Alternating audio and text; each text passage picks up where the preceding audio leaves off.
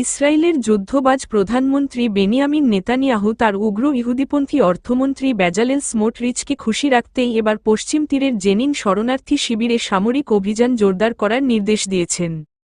সেই সঙ্গে তিনি নিশ্চয়তা দিয়েছেন যে অধিকৃত পশ্চিম তীরের ফিলিস্তিনি জনগণের বিরুদ্ধে হামলা জোরদার করা হবে।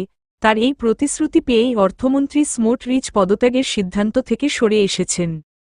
হিব্রু ভাষার বেশ কয়েকটি গণমাধ্যম মঙ্গলবার নেতানিয়াহুর এ সংক্রান্ত প্রতিশ্রুতি ফাঁস করে দিয়েছে। এসব গণমাধ্যমের প্রতিবেদনে বলা হয়েছে, গাজায় যুদ্ধবিরতি মেনে নেওয়ার কারণে স্মোটরিচ মন্ত্রিসভা থেকে পদত্যাগ করার এবং সরকার পতনের যে হুমকি দিয়েছিলেন তা বাস্তবায়ন করা থেকে তাকে বিরত রাখার জন্য নেতানিয়াহু বলেছেন তিনি পশ্চিম তীরে ব্যাপক মাত্রায় হামলা বাড়িয়ে দেবেন। স্মোটরিচ গাজায় হামাসের সঙ্গে যুদ্ধবিরতির ঘোরতর বিরোধী ছিলেন এবং তিনি শুরু থেকেই বলে আসছিলেন যে যুদ্ধবিরতির অর্থ হবে হামাসের কাছে ইসরায়েলের আত্মসমর্পণ। তা সত্ত্বেও দখলদার ইসরায়েল বহির্বিশ্বের চাপের মুখে গত 15 জানুয়ারি হামাসের সঙ্গে যুদ্ধবিরতি চূড়ান্ত করে। এরপর 17 জানুয়ারি নেতানিয়াহুর মন্ত্রিসভা চুক্তিটি অনুমোদন দেয়।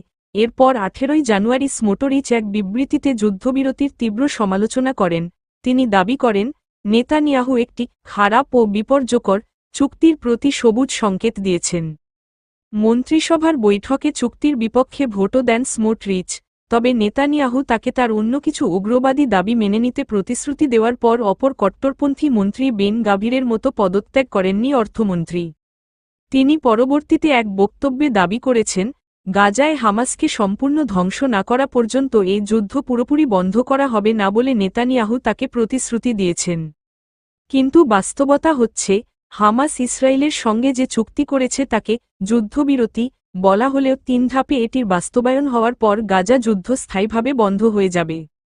এমন আবহের মধ্যে মঙ্গলবার 21 জানুয়ারি থেকে অধিকৃত পশ্চিম তীরের জেনিন শরণার্থী শিবিরে হামলা চালিয়েছে ইসরায়েল।